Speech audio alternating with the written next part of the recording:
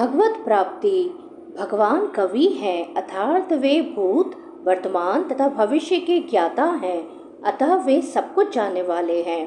वे प्राचीनतम पुरुष हैं क्योंकि वे समस्त वस्तुओं के उद्गम हैं। प्रत्येक वस्तु उन्हीं से उत्पन्न है। वे ब्रह्मांड के परम नियंता भी हैं। वे मनुष्य के पालक तथा शिक्षक हैं। वे अणु से भी सूक्ष्म हैं। जीवात्मा बाल के अग्रभाग के 10,000वें अंश के बराबर है, किंतु भगवान अचिंत्य रूप से इतने लघु हैं कि वे इस अणु के भी हृदय में प्रविष्ट रहते हैं।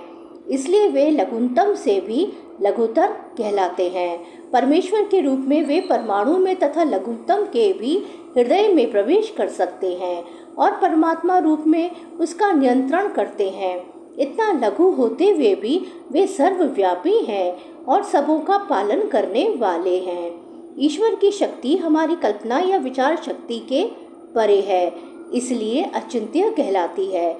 इस बात का खंडन कौन कर सकता है? वे इस भौतिक जगत में व्याप्त हैं, फिर भी इससे परे हैं। हम इसी भौतिक जगत को ठीक ठाक नहीं समझ पाते, जो आध्यात्मिक जगत की तुलना में नगण्य है। तो फिर हम कैसे जान सकते हैं कि इसके परे क्या है? अचिंत्य का अर्थ है इस भौतिक जगत से परे, जिसे हमारा तर्क, नीतिशास्त्र तथा दार्शनिक चिंतन छू नहीं पाता और जो अकल्पनीय है।